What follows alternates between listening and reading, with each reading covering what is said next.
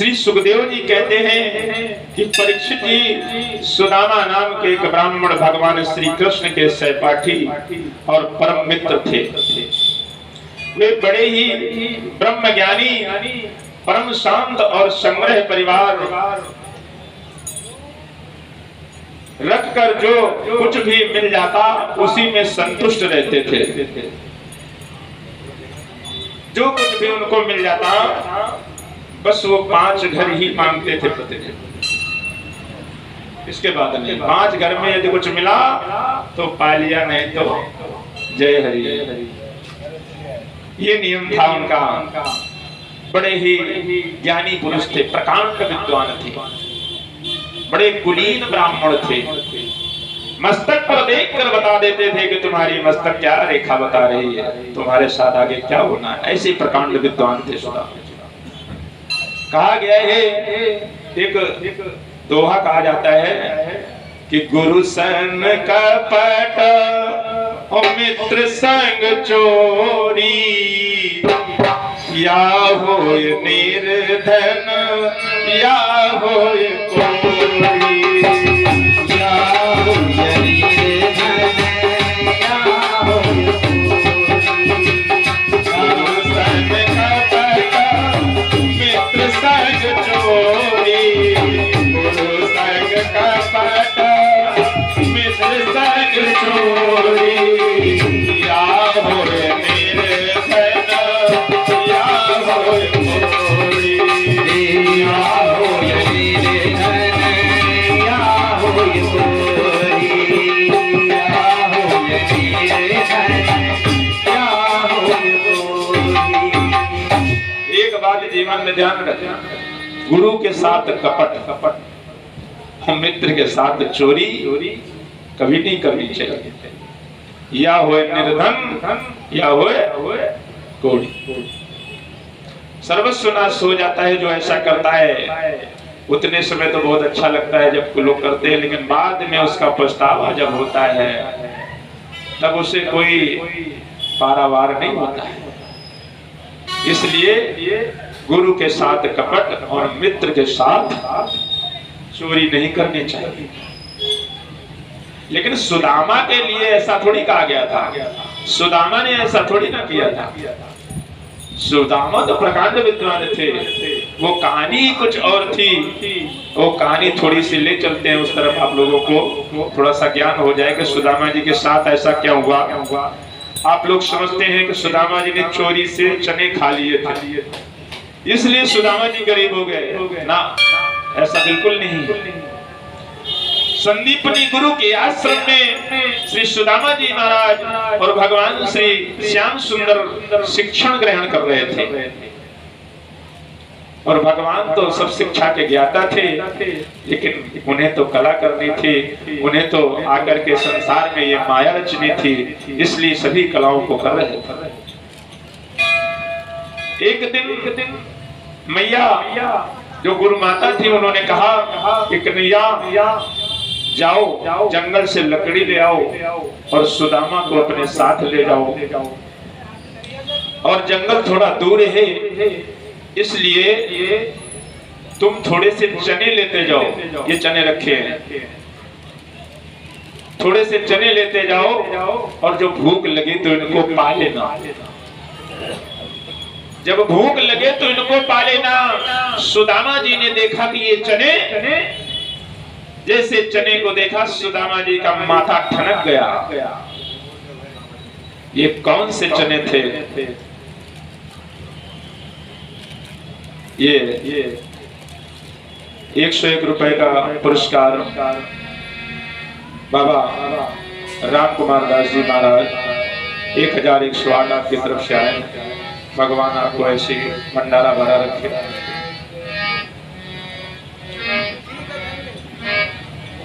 मन में विचार किया वो चना कैसे थे। एक बार एक माता भूख प्यास से व्याकुल और घर घर भिक्षा मांग रही थी, लेकिन भिक्षा में उन्हें कुछ प्राप्त नहीं हो रहा था। बहुत जब भूख बढ़ गई, भूख सहन नहीं होने लगे तो उनकी आंखों से आंसू निकलने लगे। जब उनकी आंखों से आंसू निकलने लगे तो एक दयालु भक्त था, वो अपने लिए चने केवल रखा था, उन चनों को उठा करके माता जी को दे दिया और माता जी उन चनों को लेकर के चल दी और रास्ते में जा रही थी तो अपने खूंट में एक उसमें पोटली में उसको बांध लिया चने को। बूढ़ी माता जी जो पहले हुआ करती थी वो पोटली में बांध लिया करती थी, जो भी सामग्री उनको मिलती थी उसको पोटली में बांधती थी। पोटली में बांध करके जब वो चलने लगी तो उनके बगल से कुछ चोर लोग तस्कर जा रहे थे। उन्होंने देखा कि माता कुछ माल बांधे हुए, इसमें जरूर कुछ धन या कुछ है। तो उन चोरों ने दौड़ते हुए बगल से आए और उस पोटली को माता जी से छीन लिया।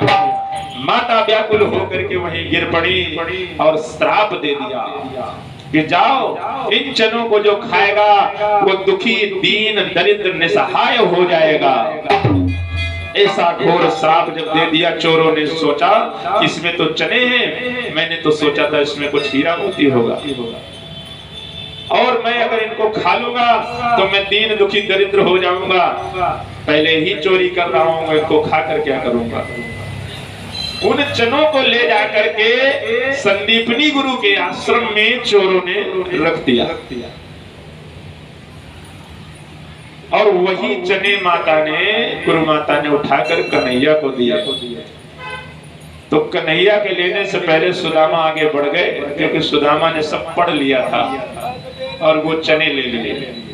बोले ये हमको दे दो, हम खिलाएंगे। और लेकर के जंगल में चले गए। भगवान की ऐसी कृपा कि वहां बारिश होने लगी। तो अब सुदामा जी ने सोचा कि यदि ये चने भगवान कन्हैया खा लेंगे तो पूरी सृष्टि ही, तीनों लोग गरीब हो जाएंगे। जब दाता ही गरीब हो जाएगा तो पूरी तीनों लोगों में क्या बचने वाला है, सब गरीबे हो जाएंगे। बड़ा विचार किया सुदामा ने। देखो, तो सुदामा ने सोचा कि अगर इन चनों को मैं अकेले पूरा खा लेता हूं तो केवल मैं गरीब होऊंगा और पूरा सृष्टि, तीन लोग बच जाएंगे। इसलिए कहा गया है कि एक घर को बचाने के लिए यदि एक व्यक्ति का बलिदान करना पड़े तो कर देना चाहिए। एक गांव को बचाने के लिए एक घर का बलिदान करना पड़े तो करना चाहिए। एक शहर को बचाने के लिए एक गांव का बलिदान करना चाहिए तो कर देना चाहिए। सुदामा ने यही मन में विचार किया और सुदामा जी ने वो चने धीरे धीरे खाने शुरू कर दिए। अब पानी बरस रहा था, कड़कड़ की आवाज आती चने में, खाने में। तो कन्हैया कहते, सुदामा जी क्या कर रहे हो? अरे सुदामा जी क्या कर रहे हो? बोले कुछ नहीं, ठंड बहुत लग रही, दांत किटकिटा गए हैं, चुप रहो, छिपे रहो। पूरे चने ऐसे ऐसे करके सुदामा जी ने खा लिए। अरे थी मित्रताई, वो थी मित्रताई जो सखा ने निभाई, सखा ने निभाई। मित्रताई, मित्रताई सखा ने निभाई, सखा ने निभाई।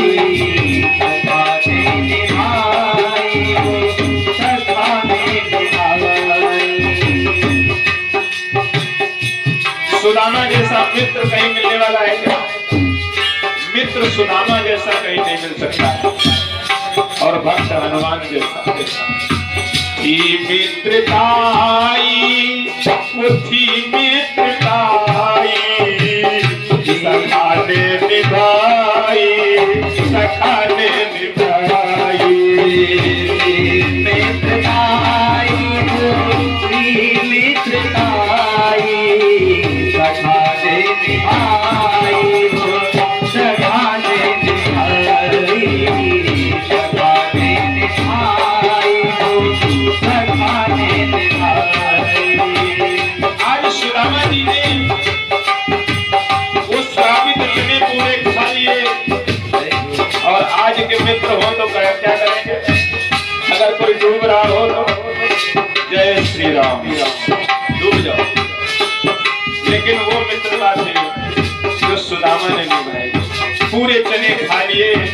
और उसी के कारण सुदामा दीनहीन गरीब निसहाय हो गया। अपने मित्र कृष्ण को बचाने के लिए सुदामा ने अपने को दांव पर लगा दिया। ये मित्रता होती है। आज वही सुदामा दर दर भटक रहे हैं अपने मित्र के कारण।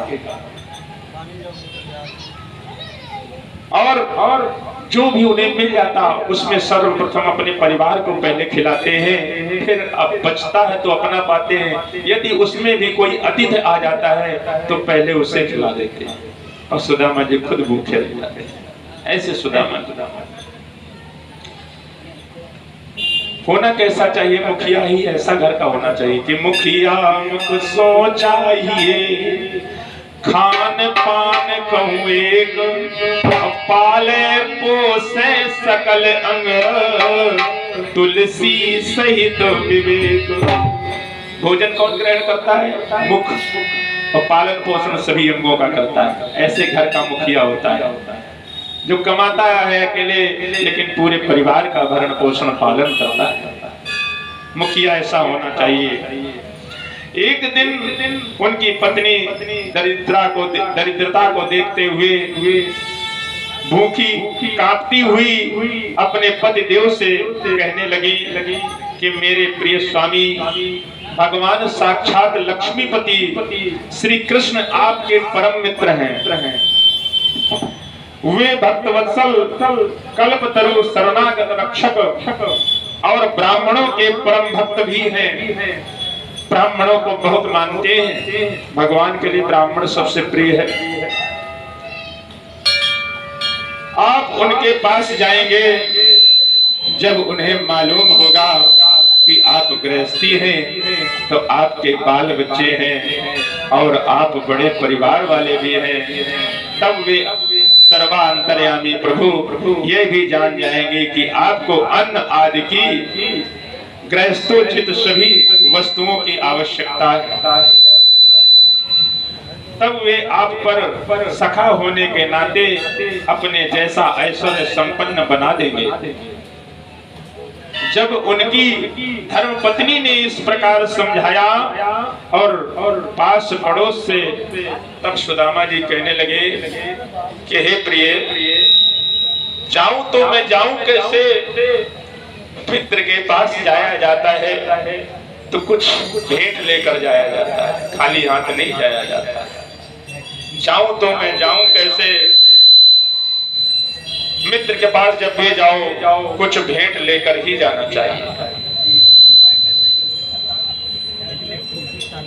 तब बार बार पत्नी ने सुदामा जी को समझाया और कहा कि नाथ जाओ चले द्वारिका को,